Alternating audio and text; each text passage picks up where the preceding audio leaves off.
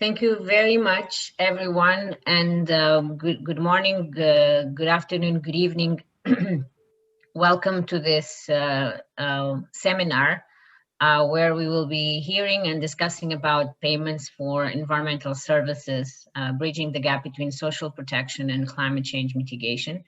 My name is Mafalda Duarte. I lead the work of the climate investment funds, and the projects that we'll be talking about today are projects that we have been proudly supporting over the years.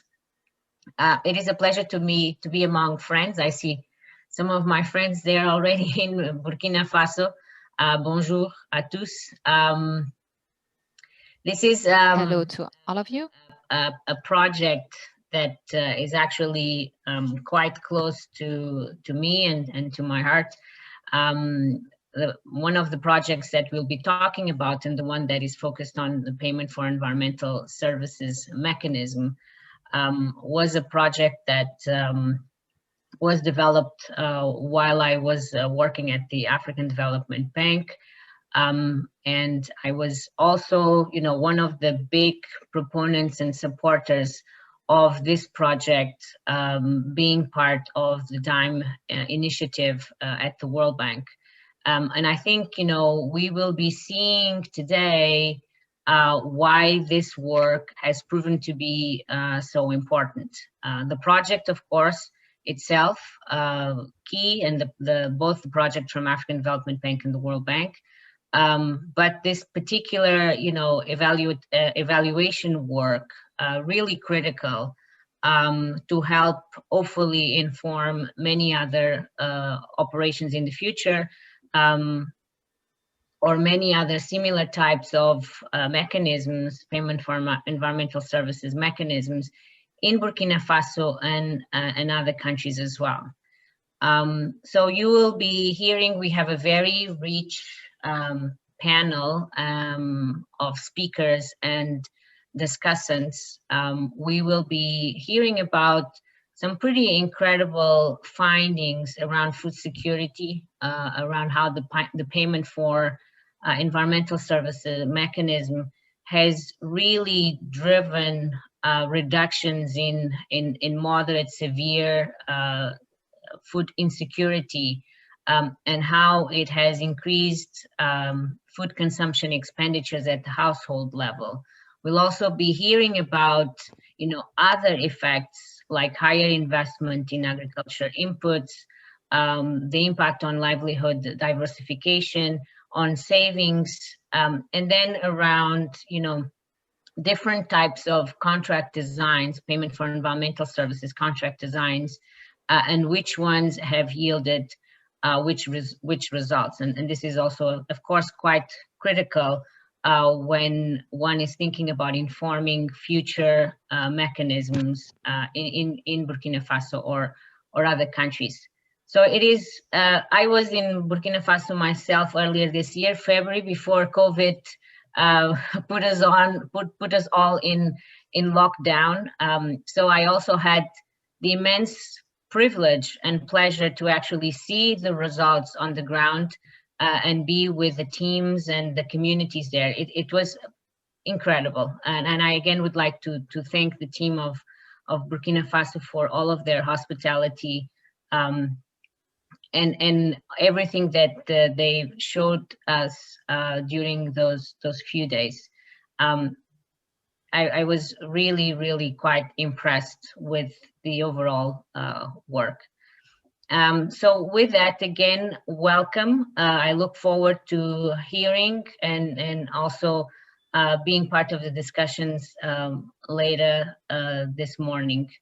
Thank you very much. Thank you, Mafalda. And hello, everyone, and thank you for joining this event. My name is Arianna Legovini. I'm the founder and head of the Development Impact Evaluation Group at the World Bank, or DIME. And I'm pleased to be chairing this important event. DIME focuses on rigorous data and evidence for improving development practice and development economic outcomes. And today we're going to discuss so a very important issue, which is climate change, of course, and rapid global warming, which is threatening both the sustainability of our planet, but specifically the potentially disruptive effects on our most vulnerable populations. And so kind of coordinating action at the global scale to reduce emissions and mitigate climate change is not only challenging and expensive, but also we need to think kind of from an economic perspective of around the trade-offs and the natural tensions that we face between climate change, investing in climate change objectives, and investing in growth and poverty reduction objectives. Kind of understanding those trade-offs and finding win-win opportunities is the subject of today's session. So the question we will pose is, do public expenditures to mitigate climate change compete with resources devoted to food security, employment, health, education, etc.? Or can we, at least in some cases, find opportunities where we can invest in these objectives in programs that complement and support both type of objectives? How can we find those opportunities to align climate and socioeconomic objectives? So today we will discuss impact evaluation research on programs that promote environmentally friendly behavior by vulnerable populations, but also investigate the co-benefits of these programs on food security outcomes. And I think that what is very exciting is the work highlights the fact that public investments in environmental protection can have large returns, not only on those objectives, but also on socioeconomic objectives. So the results that we'll be discussing is on research on a program in Burkina Faso called the Burkina Faso Forest Investment Program, which is a collaboration between the Climate Investment Funds, thank you Mafalda, the DIME Group, Tilburg University, the AFDB, and the Burkina Faso government. And so we will hear from Serge Adjonian, who is an economist at DIME, joined by Dan von Soest, who is professor in the Department of Economics at Tilburg University, and Jean Bosco So, who is a program coordinator of the Forest Investment Program in Burkina Faso. And afterwards, we will turn to a distinguished panel for their perspective on the question raised by the researchers and the government. The panel includes Simeon Erui, with whom we have collaborated for a long time within the World Bank. He is the Sustainable Development Regional Director for one of the Africa regions, Dina Ringgold, who's the Human Development Regional Director for the same region, and Mikhail Rutsovsky, who's the HD Global Director. And afterwards, we hope to count with a lot of your questions. I hope you can put in your question in the chat and have a fruitful discussion around opportunities for supporting, as I said, both environmental and socioeconomic objectives in our programming. So without further ado, I'd like to pass the mic to our panelists, and specifically to Serge, who will manage the flow. Thank you so much, Ariana. Thank you so much, Ariana. So we are about to share with you some of the findings from a 4-year research program embedded in the Forest Investment Program. But before we start with the results, I'd like to invite Mr. Jean Bosco So from the Ministry of Environment of Burkina Faso to give us a brief overview of the FIP program in Burkina Faso. Monsieur So, vous avez la parole. Hein?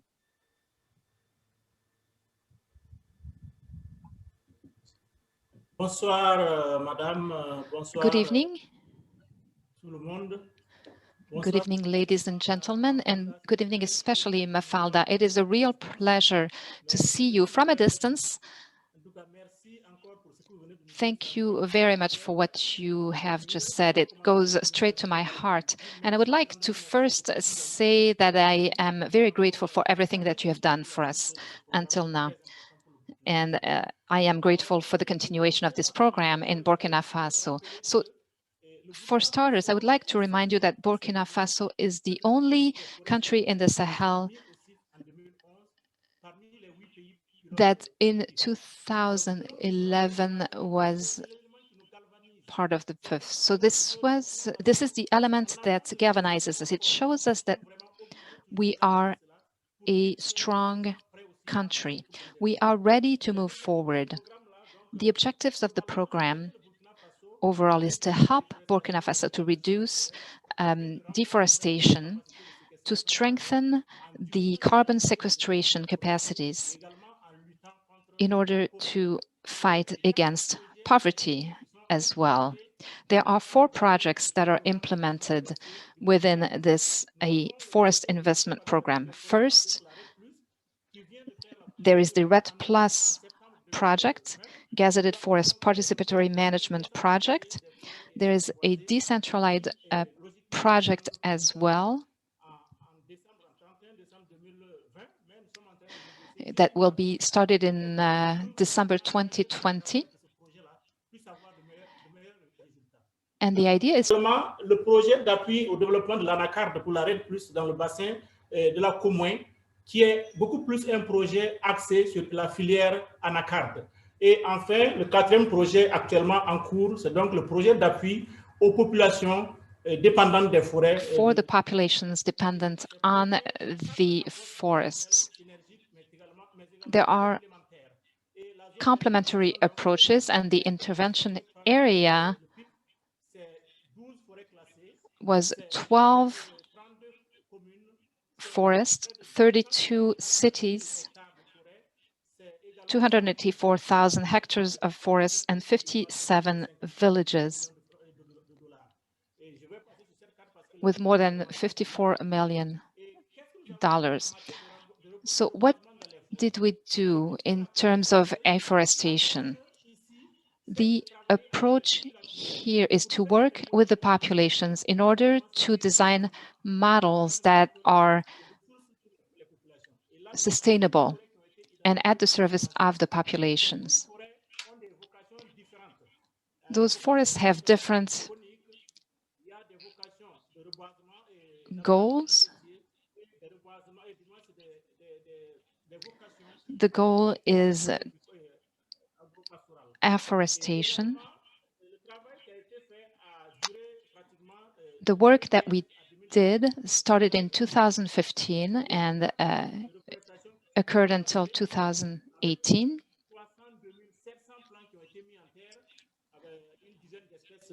We planted over 300,000 plants and more than 5,000 hectares were afforested. At this point,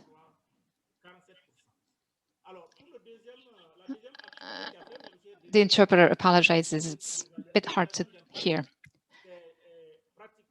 In terms of the impact evaluation, we promoted good practices in land management. 9 practices were identified, and it is on the basis of that project that 96 agents were trained, with 320 producers trained as well. What we can remember from all of this is that at this point, what we need in order to be efficient and to use the results efficiently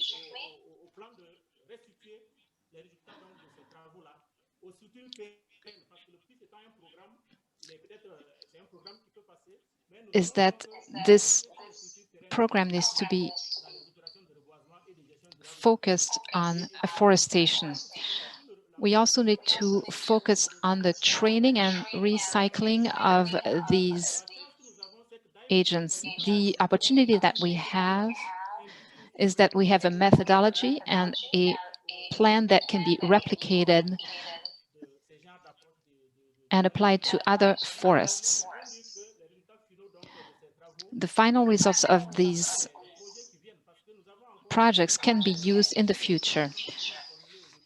There is a new project that we are working on with the World Bank, and we believe that these results can be used in the future for other plans, other projects.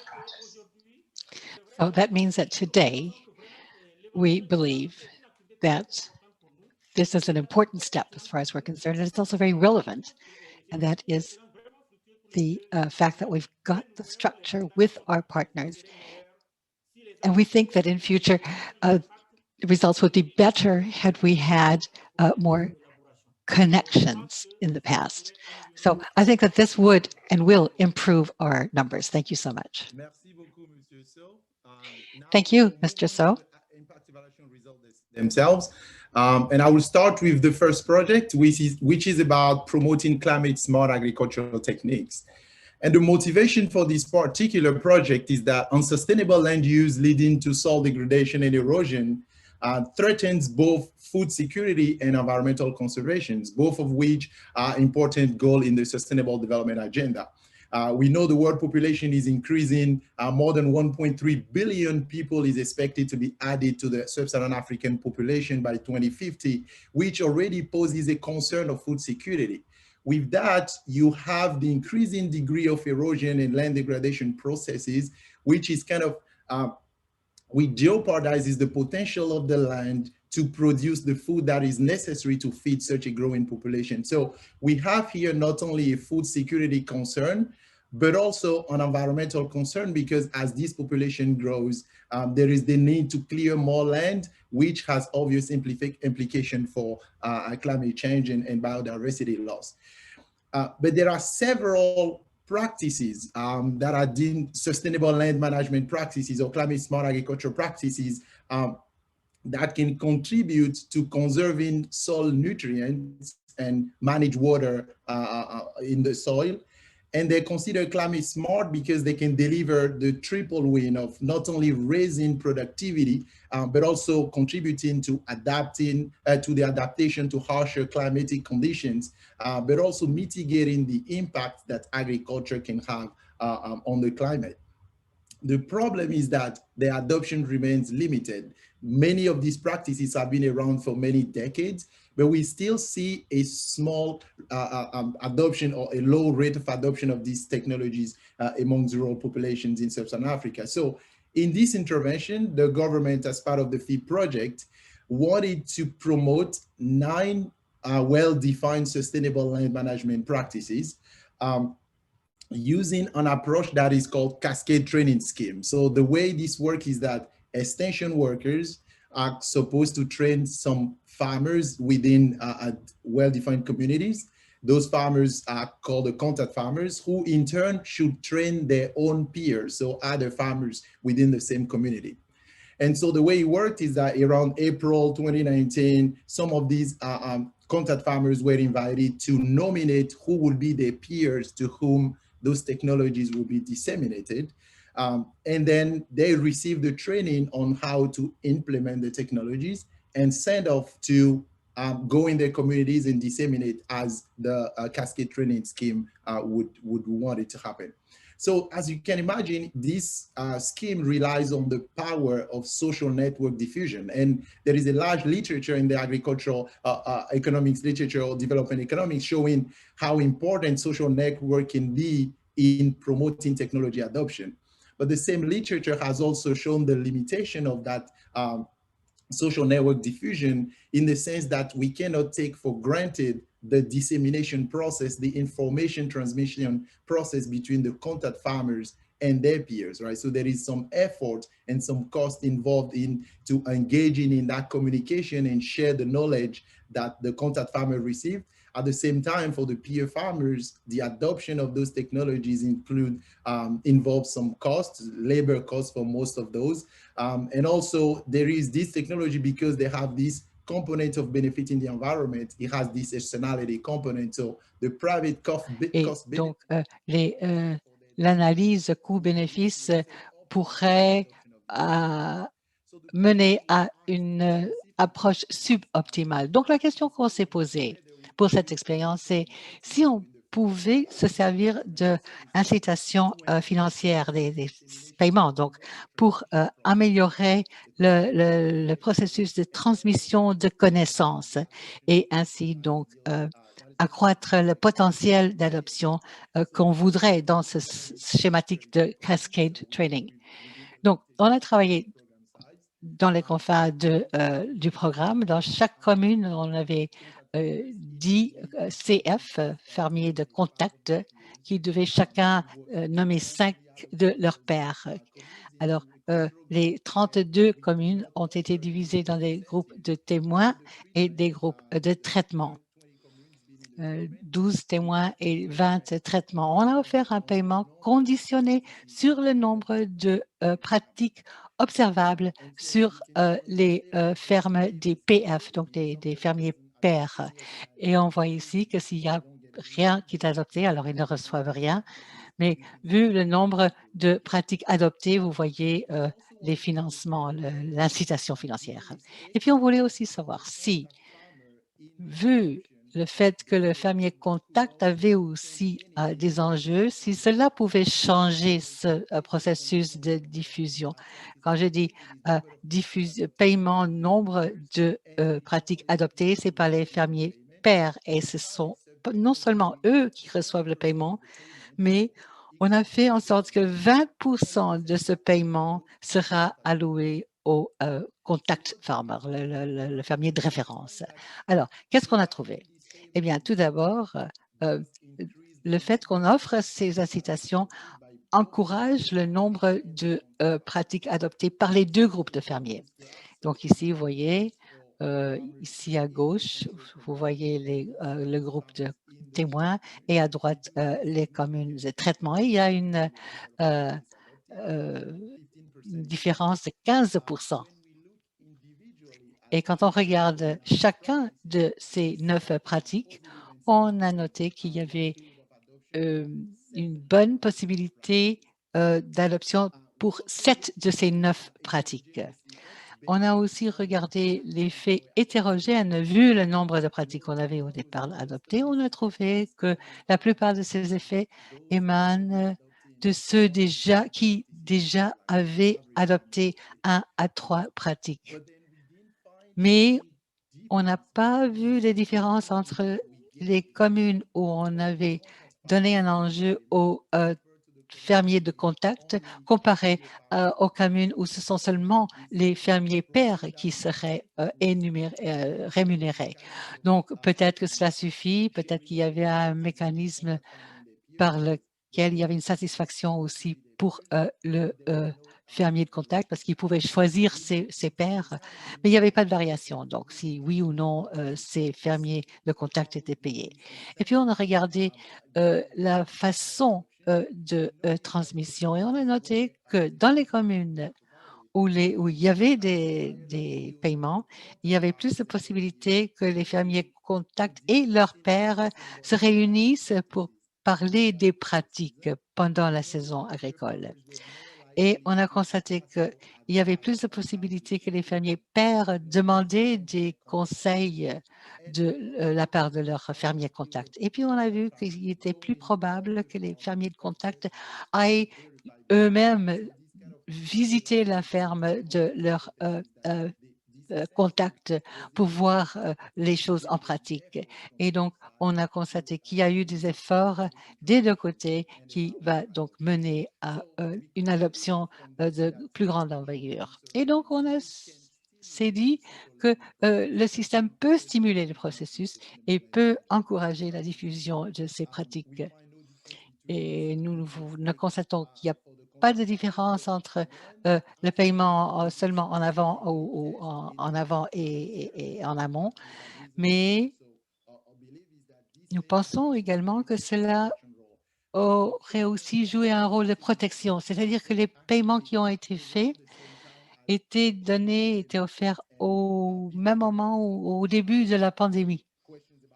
Et donc, on se demandait comment est-ce qu'on peut appuyer ces populations au moment de ce choc de pandémie. Et puis, nous allons revenir à ces questions plus tard dans la journée, mais de toute façon, au sein de ce projet, projet, nous pensons qu'il y aura eu des différences. Donc voilà, je vais demander donc maintenant à Dan qui va nous expliquer comment on a pu encourager la conservation de des forêts qui étaient en fait propriété des communes. Merci beaucoup, dit Dan. Alors, voilà. Donc là, nous allons passer maintenant au niveau de la forêt. Et il est clair que le déboisement est une question importante pour la planète et le reboisement est également très important, surtout pour les pays en voie de développement et les pays arides qui doivent combattre la désertification. Alors, voyons les coûts impliqués dans ces projets, c'est-à-dire la déforestation ou la réforestation. Ce sont des coûts importants pour ceux qui sont sur le terrain, mais en fait, le bénéfice, et c'est un bénéfice pour le monde entier, n'est-ce pas? Nous avons biodiversity.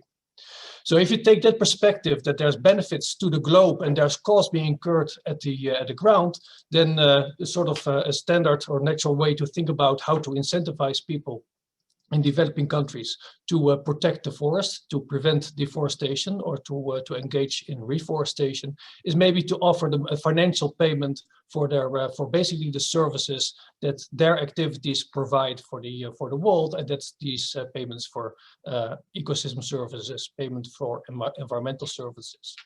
Basically, it's a voluntary contract. People can decide whether they want to participate or not, and then there's an amount of money offered, conditional on the environmental outcome being achieved. So this is just one of many different types of policies that are available to induce reforestation or forest conservation. And this is the one that we focused on, also because recent evidence suggests that the mechanism is very effective.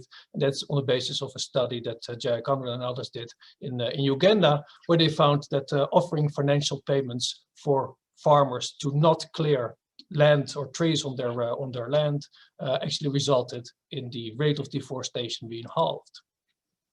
So that basically asked the question, to what extent payments for ecosystem services can be a solution for all forests on this planet?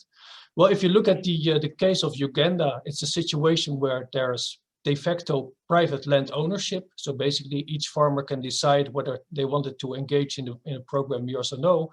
And it was very clear if the delivery of the services were being achieved, because it was just the farmer, him or herself, that signed the contract. But then if you look at across the globe and see how many forests are actually under private ownership, or what share of forests is under private ownership, it's actually relatively little, right? It's most of the forest, especially in sub-Saharan Africa, are under some form of community management. So it's not private ownership, it is de facto or de jure, typically the government owned, but then actual management is delegated to local communities. Now, as soon as you say that there's local communities that are responsible for the conservation of these resources, then the tragedy of the commons is a threat that may be present, right? The idea that maybe we all benefit if forests are being conserved, but then if some decide to just continue harvesting a few more trees, are actually better off than the ones that don't. And that means that payments for ecosystem services may provide a solution. Basically, it's going to be in the form of, we offer the community an amount of money conditional on the environmental service being provided, forest conservation happening. But then, of course, that's also basically a public good, because the amount of money that will be distributed to the community as a whole. And then each individual is just receiving a small share of that. That basically means that maybe we're trying to solve an environmental tragedy of the commons by offering a group payment, which can give rise to a financial tragedy of the commons.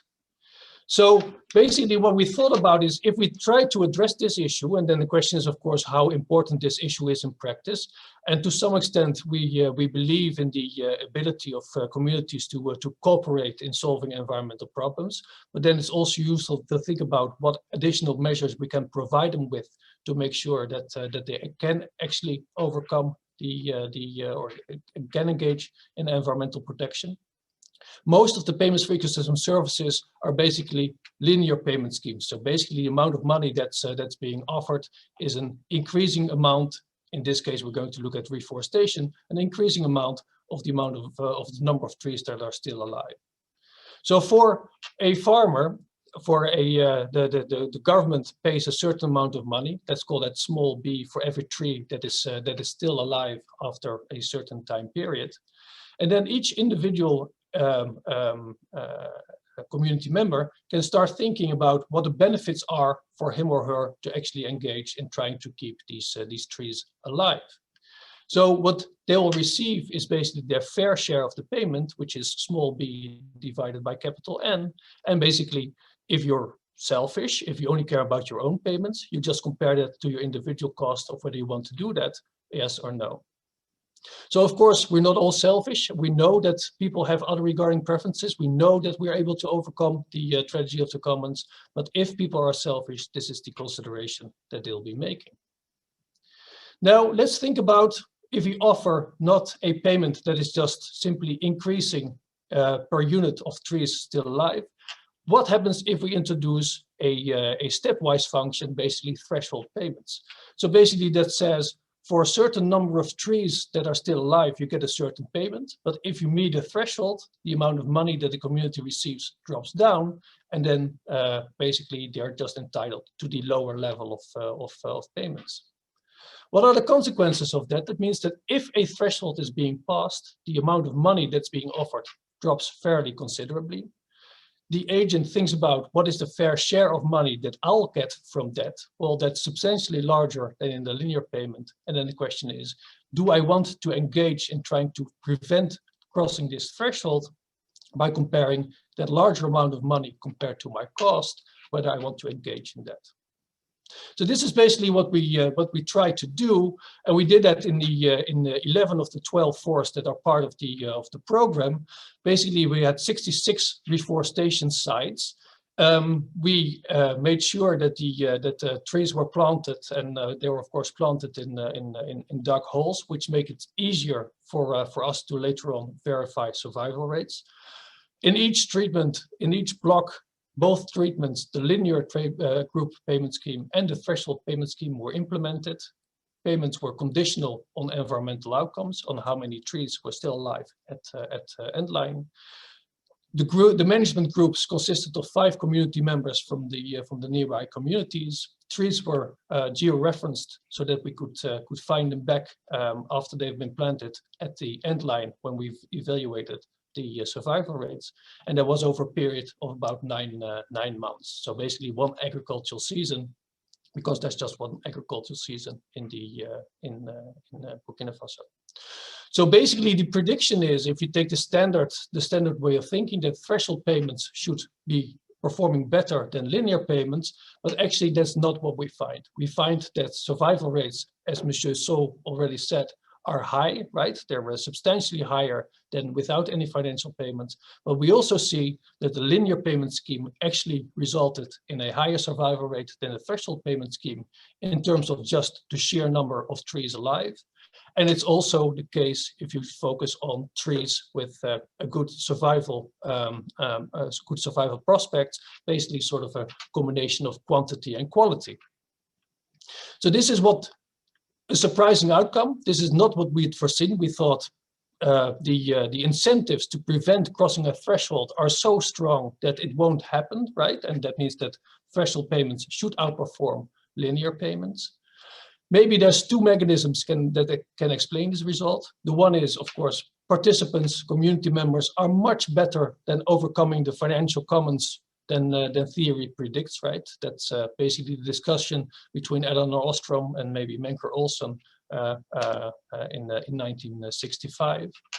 But then there's also maybe another mechanism, and that other mechanism is if you are in a situation where every tree counts, and that is the case with a linear payment scheme, then basically there's little uncertainty about how much effort you should do to try to prevent that tree from dying. With the threshold payment scheme, the incentives to actually take care of a particular tree does depend on how many trees are still alive and how far you are still away from the threshold below which the jump will happen. So maybe if there's too much uncertainty, if you don't know what the actual survival rate is compared to the threshold, maybe there's less investment happening. So we try to find data to speak to both hypotheses. This is where we look at the difference between the threshold payment scheme and the linear payment scheme on a set of indicators of cooperation, the number of discussions, the number of times that people engaged in discussions to plan maintenance activities, trust in others. What do you think of the other 4 people in your group? If you evaluate the amount of effort that was put in by your fellow group members, was that roughly equal to yours or much different? And then also the number of maintenance visits that were undertaken. How often did you go, either individually or as a group, go to the field to take care of those trees? We actually find that the threshold payment scheme is performing better on these indicators of cooperation than the linear payment scheme. There was more planning happening. There was higher trust in others. There was less unequal effort, so there was more cooperation happening, and also the number of maintenance visits that were actually implemented is higher, but not significantly so. So if we think that the threshold payment scheme was ineffective because it did not encourage cooperation, that is actually not true. It did happen. It did result in more cooperation happening. Then the other alternative is, well, maybe it's because the thresholds are uncertain. We have the incentives to take care of trees depends on how many trees are still alive at the moment compared to the next threshold. The thresholds here are indicated by the red vertical lines, and we just aggregated the data in tertiles. And then you would expect that with the threshold payment scheme, which is this odd color green, is the threshold payment scheme to be bunched just above these thresholds. And we see that that's actually not true, and that the distribution of survival rates is not much different from that in the linear payment scheme. So if you weigh these two possible mechanisms why the linear payment scheme did outperform the threshold payment scheme, it is not because the threshold scheme was unable to induce better cooperation, but it was the result probably because of uncertainty about the actual survival rates compared to the thresholds. So this was a situation where we thought about trying to have some sort of a midterm reviews where community members would be informed of the number of trees still alive at different times during the agricultural season. Unfortunately, we're not able to do that, and we think that this is a key reason why the threshold payment scheme did not result in higher survival rates. So if we think about all the evidence, I think it's fair to say that the jury is still out on whether threshold payments are not able to do better than the linear payments. They had a positive impact on the indicators of cooperation, but it did not result in higher survival rates, and it's probably due to too much uncertainty playing a role in these harsh circumstances of Burkina Faso and trying to keep trees alive. So basically, the jury is still out. Maybe this alternative design of threshold payments would be preferred, but we're not able to say for sure yet. Thank you. Thank you, Dan. So the last presentation on this session would be on the impact of this payment for environmental services on food security. We've embedded within the same intervention that Dan just described a design that would allow us to capture the food security impact of this payment. For two main reasons. The existing literature has established the effectiveness of payment for environmental services, for conservation incentives. But the evidence on socioeconomic impact is still lacking. But for the second main reason is that for policymakers, this is very important because they often, especially in developing countries, have to balance urgent needs and competing needs in different sectors, and knowing whether these can affect food security will be an important part of the cost-benefit analysis of these interventions. So the way we did this is while creating the group that gets enrolled for the maintenance and then receive the payment, we asked for all those who were interested in being part of this scheme to volunteer to be part of it. And so the group that gets selected in the end was drawn randomly from the pool of everyone who was interested in being part of this scheme and receive the payment conditional on the survival rates of these trees. And the randomization was done at the level of each plot to allow a clear comparison group and that stratification within the communities that are sort of willing to do this at the level of the plot. So what does the treatment entail? What do the payment entail? Those who were part of the treatment received a contract. It was clearly signed with stamp from the PES that described clearly what the contract meant for them on the plot, specific plot that they were in charge of. The contract explained the opportunity of receiving payment based on the number of trees that will be alive at verification. Diane already described how we went in to verify the survival rates. We had the GPS coordinates of all those trees. People were to receive 300 CFA per tree that was still alive when the verification is done. And the payment got transferred during the lean season, knowing the context in Burkina Faso, in the Sahel. Those farmers, because most of them are engaged primarily in agricultural activities, they only enjoy one rainy season, which means they have to live off that one harvest until the next harvest happens. So the lean season is the period leading to the next harvest where they probably have already depleted their resources from the previous harvest and are facing the most stringent financial constraints. So that was the moment when the payment was made. And the control group does not get enrolled in this program and doesn't receive any promise of payment and does not receive a payment.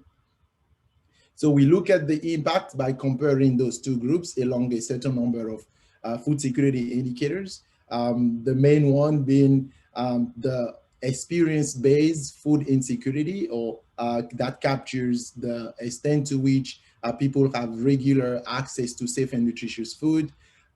We classify based on that indicators people into groups of food insecure versus not, but also based on different severity of the food insecurity. And so we could also look at the impact on the likelihood of being severely food insecure as well. What we find is significant reduction in food insecurity prevalence, both on the general food insecurity prevalence, moving from a rate of 40% of the sample to 25%. And for the severely food insecure, we saw a rate reducing from 15% to 5%. So these are sizable reduction when we look in terms of percentage of both moderate and severe food insecurity reduction. We looked also at food consumption expenditure because we had an extensive surveys that could quantify the value of the food consumption in the months leading to the survey at end line. And we noticed that in the treatment group, those who were part of the scheme, there is a 12% increase in the food consumption expenditure of the household. We looked into dietary diversity. We didn't see any significant impact on that front, but it's potentially because the size of the transfer, which were relatively small, does not allow necessarily people to move out of the class of food consumption that they're already consuming. So, but still, in terms of food insecurity, we do see this large reduction. Now, we looked into the mechanism through which this has happened. Is it just that people got money and use it to buy some food? Is it because they were able to invest and therefore we can draw some conclusions around poverty trap, people being able to invest and generating a higher return? Remember that the payments were made right during the lean season, a little bit at the beginning of the agriculture season, but then we measured this food security 6 months later, which was after harvest, at the period where 6 months after those payments were already made. So we looked at whether people use those payments to make more agricultural investment, would allow them to have higher yield in the end. We noticed an increase up to 60% more use of improved seed, which has led to a 16% increase in the value of the agricultural production. So that was one mechanism that we were able to identify.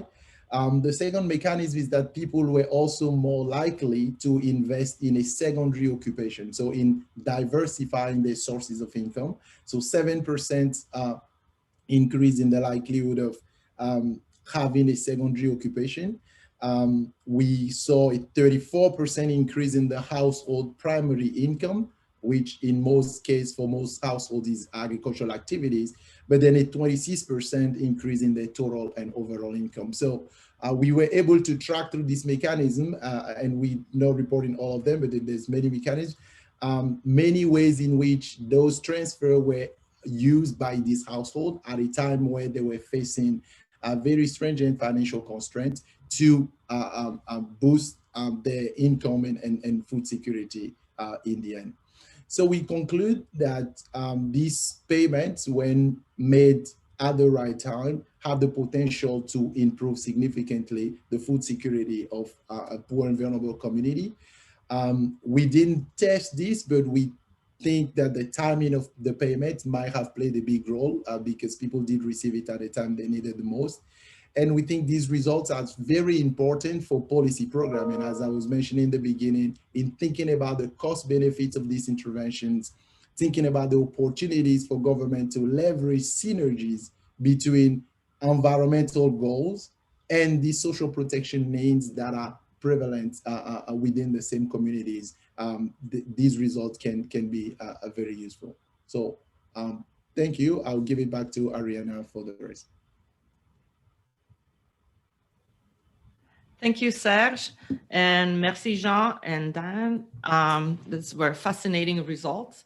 I think we have learned a number of things from these presentations. One is that PES can be quite effective in improving reforestation and tree survival.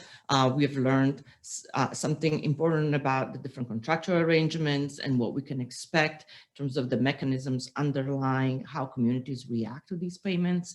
We also learned that these payments can have significant co-benefits on food security. And in fact, those effects seem to be extremely large, especially on extreme food insecurity, but also on food insecurity more generally. So this is quite interesting. So I'd like to pass it now to our distinguished panel and kind of start by asking just a general question. How surprised are you by these results and kind of thinking about opportunities and potential moving forward? I want to start with Simeon, and as the SD Regional Director for Western and Central Africa, can you comment on the challenges that you face as a director in convincing or advancing the climate change agenda in countries who are making rational choices around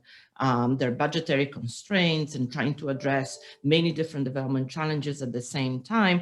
Do you find that these competing development needs kind of interfere with your ability to push for climate change investments and especially on forest conservation? And do you see these results kind of helping you in any way in kind of pushing that agenda forward? Thank you very much, Ariana. Buongiorno. And let me take this opportunity to also thank the team, starting with Sally Fu, and who made the introductory remark also for Burkina Faso, Serge, Dan, okay, for all the excellent results that are being that were presented. Let me say that I was actually not surprised, but I'm quite happy to see that the results are actually showing the evidence of what we have been, thinking and saying all along. So let me say this: that we are currently in unprecedented time with the joint impact of COVID, drought, flood. In the case of East Africa, like the locust and the looming, La Nina, which are all, worsening the food insecurity situation in Africa. So mobilizing, finance for climate mitigation as well as adaptation is a medium to long-term opportunity and should not be seen as competing with the short-term emergency jobs and livelihood protection that are essential to an efficient COVID response. We have actually several programs, and some of them, were mentioned in the presentation. But for example, the work we're doing under the Forest Carbon Partnership, facility and forestry engagement in countries like Cameroon, Ghana, Nigeria, has shown that when we work with forest-dependent communities to create more livelihood opportunities, we also secure better buying and longer-term sustainable results on the ground. Okay, the excellent example of Burkina Faso is one where, for example, the use of the support by the CIF and the Forest Investment Program, and they are actually two instrumental instruments, trust fund, that are brought to, back to support a larger IDA engagement in the country, and they have attracted actually additional funding, like from the Pro-Green. So these funds will enable us to address the issues of going to scale, which so much needed in the region for land restoration. So here I will emphasize that to go to scale, 2 points are important. We need to be able to build on existing experiences and also to coordinate finance and partnership. I should mention that the case of Burkina Faso is important, not just from the financing that I just mentioned, but also for what land restoration means to communities. The Sahel is at the edge of adaptation, capacity. The more land is degraded, the less communities can get out of it, and less, buffer they have if they need it, actually. So without income from natural resources, poverty among smallholder in Africa would actually be 60%, I quote our data, percentage point higher. So let me make the point that ecosystems are critical assets that underpin growth, job, and human capital. Okay, they are often the cause of pressing issues like conflicts, food access, insecurity, and poverty, which are all linked. So payment for environmental services create the low-scale jobs and is practical for low-income countries, as we have seen from the results presented. I was pleasantly surprised, happy to see the positive solidarity between, the payment of environmental services and environmental conservation and food security. Nature-based, solutions can be easily embedded in cash transfer and public work program for fast, low cost, efficient, low cost creation of decent job in the post-COVID recovery.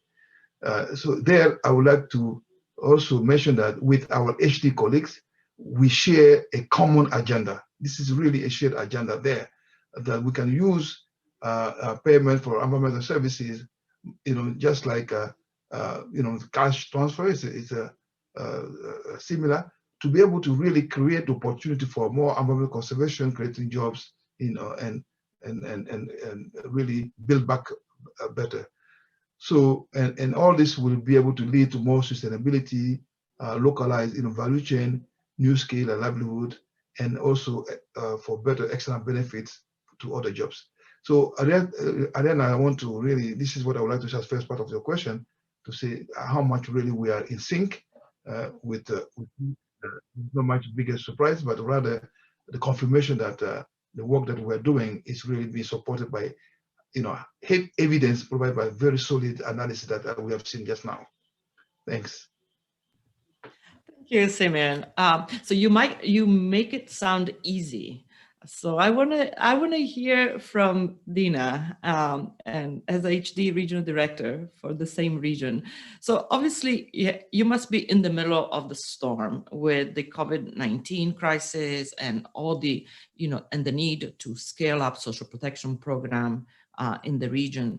I want to hear from you what your reaction is to what Simon just said, and specifically, is it possible and is it feasible to add one more objective to the already charged agenda on scale up of social protection program? Can we really focus those programs as well on the environmental aspects that of course are affecting resilience and are affecting, but perhaps in the longer term, do we have an appetite for finding opportunities to integrate these different approaches into the social protection program?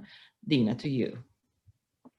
Thank you so much, Ariana, and thanks for the invitation to participate in this fascinating panel. And thanks to Sane, Serge, Mafalda, Dan, great presentations. I have to say, Serge, you're making me homesick with your background. That's my hometown there that I can't visit right now. So anyway, at least I get to see the beautiful Golden Gate.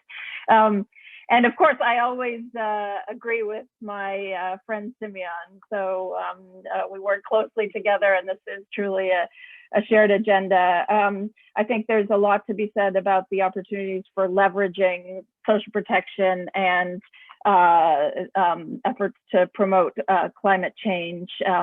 And this is one of our priorities in Africa and social protection in particular.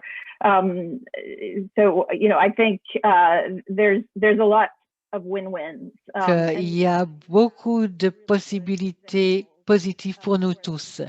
Et nous avons déjà les exemples devant nous de ce qui se passe. En Éthiopie, par exemple, il y a un fil de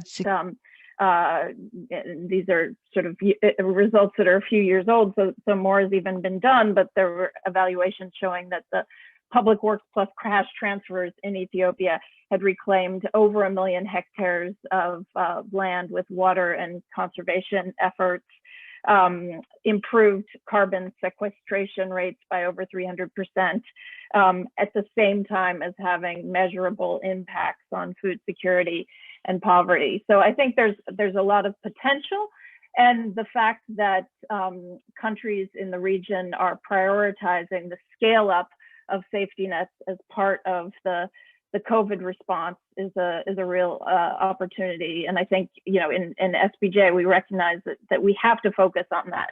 We're focusing on the COVID response, but there's not going to be a vaccine for climate change. So this has to be thought about as part of the longer term agenda, and also needs to be embedded. And I think this sort of builds on what Simeon mentioned about sort of building on sort of successful interventions. It's also about building into systems, and how do you have climate be part of the overall policy direction of a safety net system. So we're increasingly seeing, and I think the Sahel is sort of the laboratory for innovation. I see Patrick Promond is connected. He and Thomas Bosroy have been doing really important work evaluating the safety nets in Niger, which are really opportunity inclusion platforms. So this gets at your question, Ariana. It's not just about poverty reduction, but it's about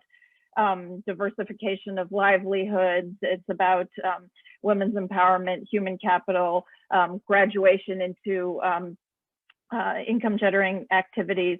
So the climate resilience and adaptation piece, I think, is sort of a natural, it's happening, and it's, I think, something that we need to continue to focus on as we think about the Building Back Better agenda. So I think we need to think about building back better with climate action as part of it. And I think the opportunities lie in the diversification of household livelihoods, and we see that in the Niger results. That was one of the things that came out, and then also how cash transfers can be adaptive and respond to shock. So a recent example is the program that we have in Senegal.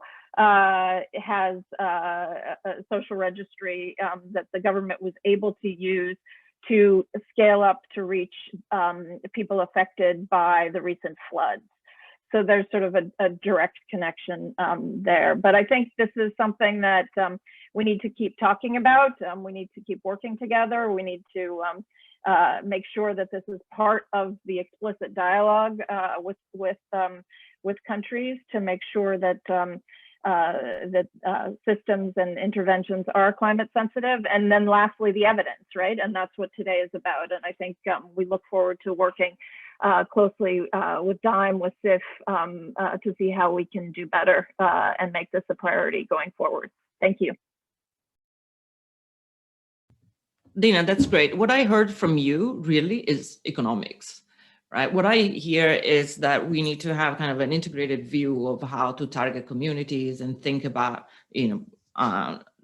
the diversification of economic opportunities. We need to think about resilience. We need to think in a way about the economics of these communities, and beyond that, the economics of those countries. So if kind of putting a little plug on DIME, I think what the strength of these studies and kind of working with a team that really think about economics and co-benefits is not to stop at the direct objectives of each project, but really kind of develop a measurement framework that allows us to understand how the different interventions and different programs can contribute differentially on different factors that we are interested in affecting. And so I wanted to pass to Michal, because I think the social protection practice has been really a leader in thinking about how to use these mechanisms, social protection mechanism, to go beyond and start investing in economic opportunity, graduation opportunities for vulnerable populations, and put them in the position to succeed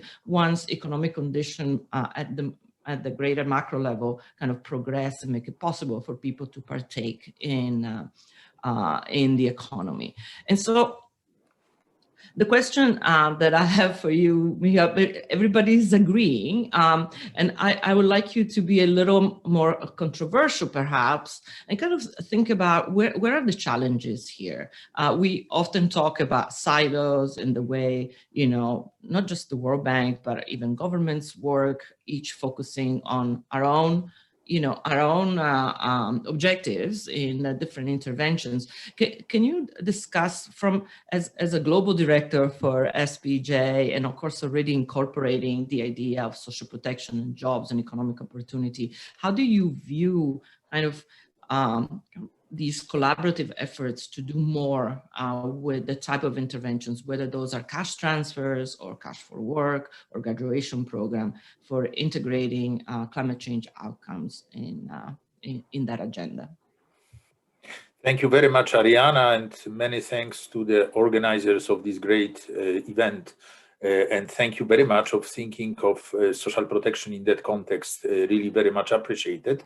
Yes, I probably will be a bit controversial, but it will come in a moment. Before that, I just wanted to start where Dina ended, which is she basically outlined steps that need to be taken in order to advance the agenda, and especially starting with the better recognition of the climate action and environmental protection potential of SP instruments. So let me start by saying that I think this event comes as a very opportune moment when we really increased our focus on how to leverage social protection instruments to help households adapt to the impacts of climate change and to generate mitigation externalities. And I think the catchphrase that captures that the best is the one we've been using for quite a while: adaptive social protection, by which we mean shock responsive social protection to all kinds of shocks, of which environmental shocks are among the most important. And a few years ago, our South-South Learning Forum, which is a flagship event of the Social Protection and Jobs Global Practice, was hosted by Senegal and focused on adaptive social protection. And a few months ago, we launched a report on adaptive social protection. And this is really a big and dynamic area of work, triggered by climate change, reinforced by all kinds of other shocks, man-made and natural, and last but not least, by the COVID-19 shocks. I very much recommend the new flagship report on adaptive social protection, which is I think, very much first time codifying where we are in this space. Now, all colleagues before and including Simeon, Dina, highlighted obviously that climate change is the challenge for our generation. I think the unique role of the Social Protection and Jobs Global Practice is that we engage poor and vulnerable households directly. Therefore, that holds potential to make a difference in both, in fact, adaptation and mitigation. And the key instrument which we use are cash transfers and also public works. Public works are important because both cash transfers and public works as a package are often used to support energy subsidy reforms and retraining as a part of coal transition programs. So let me just list that and park for the moment. But then coming back to cash transfers, it is important to realize that usually those cash transfers come with accompanying measures.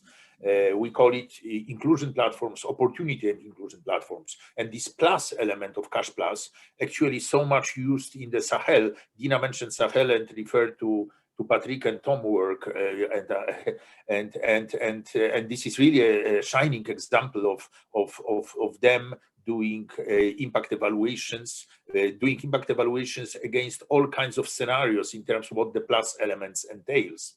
This plus element, though, always, where is the controversy here? So, you know, our narrative in social protection for many years was that even cash alone is good, because we have evidence showing that households spend cash properly.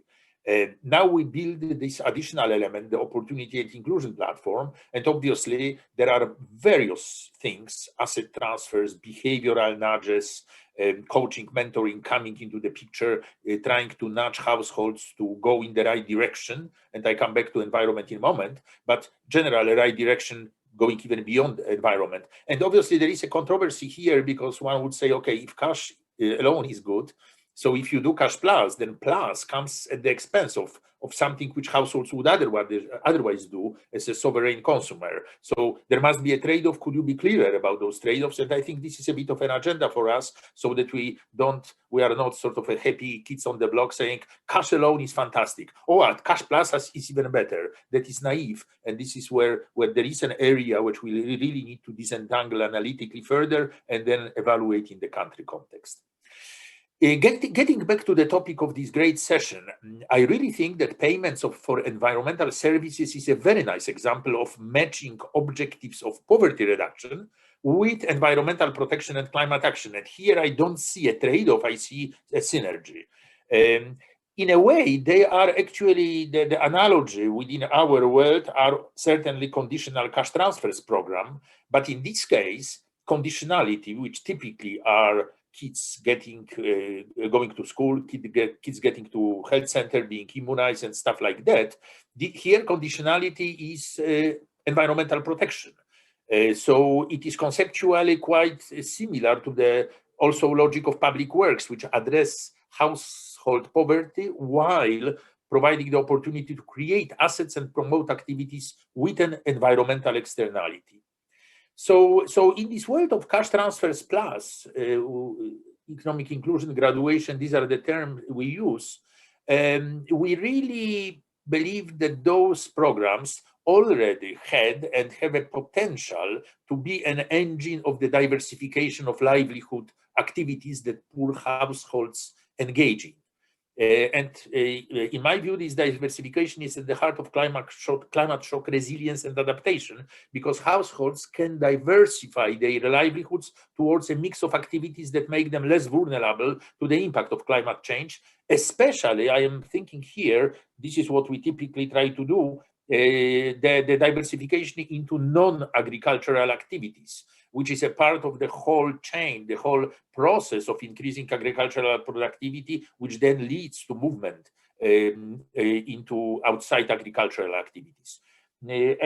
Also, I'd like to know that I think these activities also hold another promise, that is the promise of promoting mitigation through helping households shift to greener activities. And we do have some evidence on that. In Indonesia, there is evidence showing that regular cash transfers hold climate change mitigation potential by leading households to refrain from climate hazardous livelihood practices such as logging.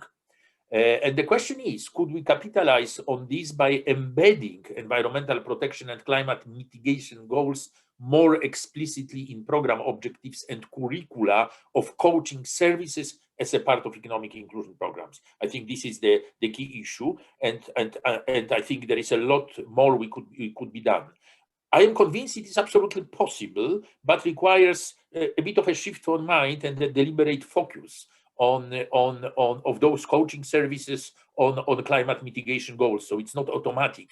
It's not necessarily a part of muscle memory, certainly of not of policymakers, but very often perhaps not always of our TTL. So we need training, and we need to build this muscle memory so that in our projects we'll be looking at climate mitigation goals more explicitly within program objectives.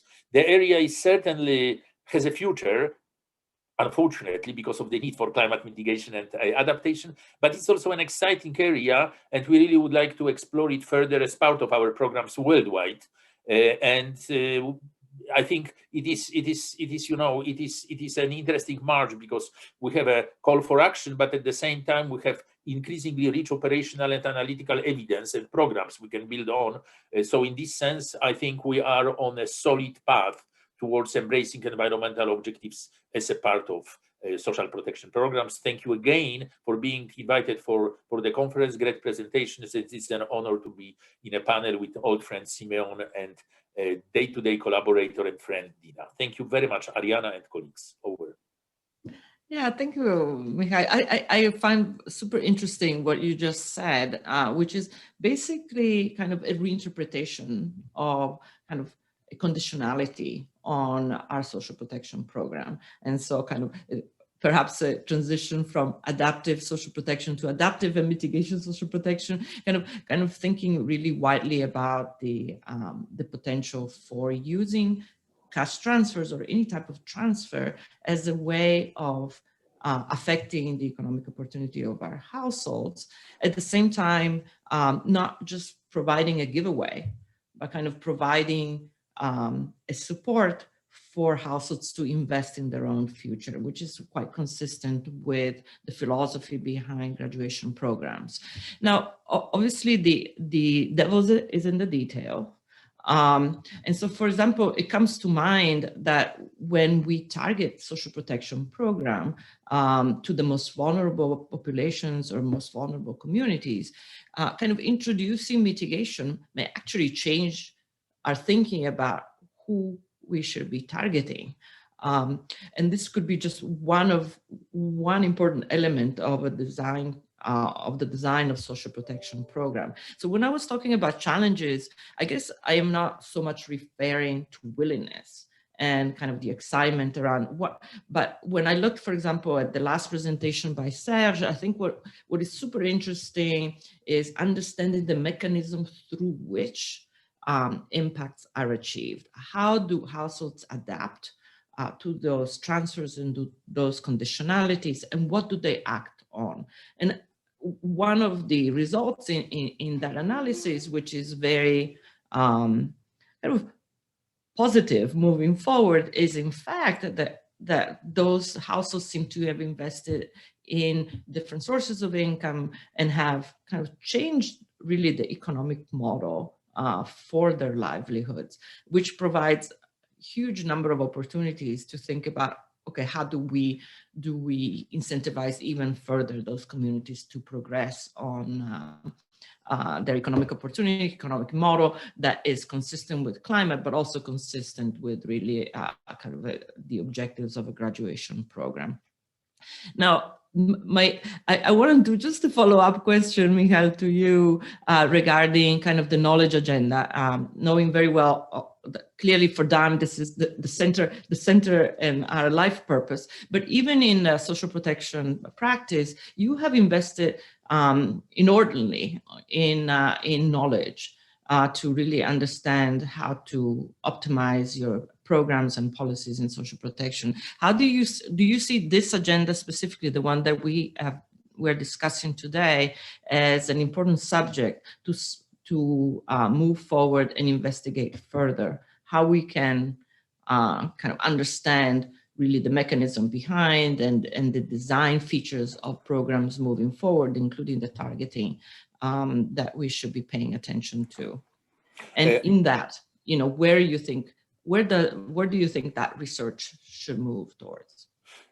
Thank you very much, Ariana. And very briefly, I talked about the adaptive social protection book launched. What I haven't talked about is the fact that we are in the final stages of our new targeting volume. And the targeting volume has to take on board various lessons and challenges, including COVID ones.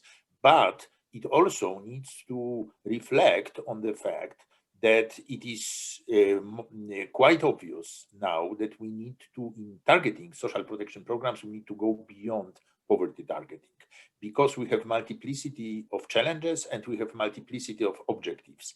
And they are both on an income scales, just purely income scales, like you don't want to target only the poorest, you want to target also the biggest losers because of shocks, like urban informal sector in the COVID crisis. But what you alluded to, if the ambition of the cash transfers program is to impact mitigation objectives, then we may need a different form of targeting than we would otherwise have, because the objectives go beyond just for the income elevation. It goes into second round effects of the cash transfers program. That obviously vastly complicates the picture, but that picture is, you know, more complicated exactly at the same time when we have more tools at our disposals to target better, including the ID4D, including better ability to income test and means test, better ability to go beyond proxy means testing to use other measures. So I think the big knowledge agenda is to once the moment we go beyond narrow poverty targeting, then there is a question where we stop and what is in, what is out. And being very clear, as complicated those objectives possibly might be, especially when you include environmental ones, we need to reach clarity on the legitimacy of those objectives and implementability of those objectives in cash transfers programs. And I think this is a big agenda going beyond our targeting book, going forward, as the fight against the climate change and other challenges will be requiring us being constantly able to adjust the way we go about cash transfers program. So agenda is big, going beyond targeting, but the next sort of checkpoint on the map would be our targeting book, which we hope to have it ready in the first half of next year. Thank you. That's great. So while we were just talking about these issues, TTLs from the SP already emailed us on connecting us them to people working on the climate change agenda. So we have, I'm sure, many TTLs and many people connected who may have questions. I'd like to open up the opportunities for them to ask direct questions. You can put them on the chat or simply raise your hand and I'll pass the word to you. In the meantime, while we wait for questions, I'd like to pass it back to Simeon to hear his reaction to what Michael just said. How do we target? How do we go forward in kind of combining the objectives, and what should we be thinking about? Yeah. No, thank you again, Ariana, and let me also thank Michael for his intervention. At the end of the day, Ariana, I think we need to recognize, and as I said earlier, that we have significant, opportunities really to integrate the social protection work with the environmental intervention. Okay, and this is, and we have ample examples on the ground that we can scale up. We also have ample opportunities where time and your team, and you can actually get to know a lot of more about and get involved in a lot of our projects. I'll give an example. I mean, we have the new map project in Nigeria, for example, and we are developing a new $700 million program in, again, Northwest Nigeria, all about environmental conservation, livelihood support, and building, if you want, creating jobs and so on like that. If DIME is not there, I will really encourage them to be involved in that. I also want to mention that in SD, in the quest of defining our agenda better, we have actually came up with a framework which we call RISE, resilience, RISE meaning 1 R for resilience, inclusion, sustainability, and efficiency, which allow us to basically work together with our SP colleagues in West Africa. So we have in terms of targeting and specifically to come to your question, we have great opportunities, example on the ground. Okay, for example, in agroforestry, payment to environmental community, payment farmers and communities for adoption of 3 species on agricultural land, on sustainable ag practices, creating incentive either as cash or external services or as input to farmers to better transition to better agricultural practices. Okay, forest management, same thing, new nursery establishment, seedlings raised by community cooperative. We have plenty of examples like that, and I've seen personally when I was working on South Asia, for example, I've seen some great example of social forestry program in a southern part of India where you could see communities being given incentives to actually manage in the forestry the program, and without being policed basically, but actually managing it and then take advantage of the benefit. It was really great when I saw that particular program. In terms of opportunities, I can see a joint SPG and environmental approach working together to bring several core benefits. For example, be able to reduce the impact of COVID-19, be able to monitor illegal wildlife and timber trade, improving resilience to severe drought, addressing conflicting demand on water demands, and also shared conflict in shared watershed, and also working together to be able to lead for work against endangered species. We have a great opportunity to work together in this area, and I can see an opportunity where DIME can actually work with us to early enough help to monitor and collect the appropriate data, do the assessment toward the end, and be able to quantify concretely how our programs are having an impact on the ground. So I just want to end by saying, thank you for actually through this seminar bringing us together to discuss areas of joint work between SPG and SD, and of course, DIME. Thanks. That's great, Simeon.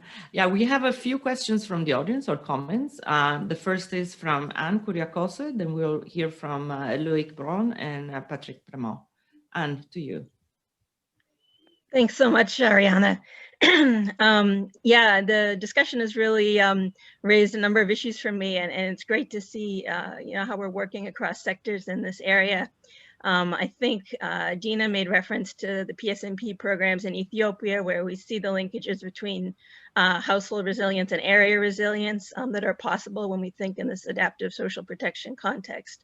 And that's very much, as our researchers here today have shown, what's possible when we think about combining mitigation and some of the social cash transfer objectives. But I was also very struck by some of Mikhail's comments on thinking about kind of diversification and in a sense, these structural factors that are increasing vulnerability of individuals beyond what we might think of even in a graduation context or livelihoods diversification, income generation. That itself is already ambitious away from cash transfer alone, but we know it's not sufficient in highly regions that are lagging regions or places undergoing big shifts in economies. And there, I think in particular, the context of, I think Mikhail mentioned briefly the coal transition context, and the climate investment funds are working very particularly on the whole idea of just transition. And so in a lot of middle income countries, it's not just that you want to have that one-off cash transfer in terms of supporting workers, but you want to think about how subnational regions are shifting over time in terms of economic drivers of all of this and what that means. And I see the ambitious agenda in a sense of not just what we're doing in terms of cash transfers, but also the jobs and kind of local economic development, labor markets kind of pillars in say SD or in SP in particular in the agenda there. So that's on the social protection side. I think on the in the case of Burkina Faso itself, also very struck by the country's own ambitions around kind of decentralized planning and thinking in an area context through their eco-villages approach. And this again, gives the opportunity to think across sectors, multi-sectoral planning that's driven from the bottom. And very much kind of comes back to Mikhail's comments around targeting, because one of the things that I think SP's learned over time is that area targeting is very effective, actually, both when you're thinking about poverty in particular contexts, but these ambitions that go beyond kind of household and intra-household outcomes to kind of shifts geographically in terms of social spatial poverty dimensions. So those are just a few comments, but happy to hear others. Thank you, Loic. To you, we are coming to the end of the session. So some quick comments from you and Patrick. Yeah, very quick. Just first of all, I'm a TTL for one of the operations that was presented. So I wanted to mention that this collaboration with DIME was both very enriching, intellectually challenging, and I would like to commend the DIME team for their work and patience and persistence for the 4 years of collaboration. That was a great experience. I had the same question as many. What is specific to the PES system compared with other type of cash transfer? And at this stage, the question is, how can we do impact evaluation across project at portfolio level to compare approaches between projects? Like this one was within a project, but comparing project would be a great approach if that would be possible. And finally, in terms of the impact of the PES system, in one of the results here, which is that the PES system may lead to more pressure on the landscape because it actually leads to an increase of the area that was cultivated. So it could have a rebound effect. It could be it could be some negative feedback. So the whole question is, PES system is great, but it still needs to be worked on to have a built-in mechanism to avoid negative feedback. So it's still something a very useful tool, but we would need to continue the work on it to improve it. Thank you. Thank you, Loic. So we're going to hear the last words from Patrick. Thank you. No, I just wanted to say, and some people have reflected on that, that PES and public works are kind of two sides of the same coin. And I think what's fascinating in the Burkina research is that it's showing the effect of PES on food security as well as on environmental outcomes. And on public works for a long time, we were focused on analyzing impact of public works on individual outcome at the household level, while the justification was also on the environmental benefits of those public works. So I think there's a lot of work to be done on documenting the environmental benefits of public works and kind of working together to better document those environmental and climate side benefits. Thank you. Thank you, Patrick. I think that's a very, very nice concluding remark, actually, regarding how we can better work together and kind of document the combined impacts of different activities, understanding the mechanism behind, and by understanding the mechanism, really target our interventions or improving the targeting and the design of our interventions. So this was an extremely interesting discussion. I want to thank all the participants, Dina, Michal, and Simeon on our panel, as well as our presenters, Jean and Dan and Serge, of course. We are looking forward. We hope this is the beginning of more work and more collaboration. So we are really, really thankful for all your participation, and also thankful for so many people. I think we had 75 participants in this event. Really looking forward to continue discussion on this important topic. Thank you very much, all of you. Thank you very much, Ariana and team. Thanks, Ariana. Thanks, everybody.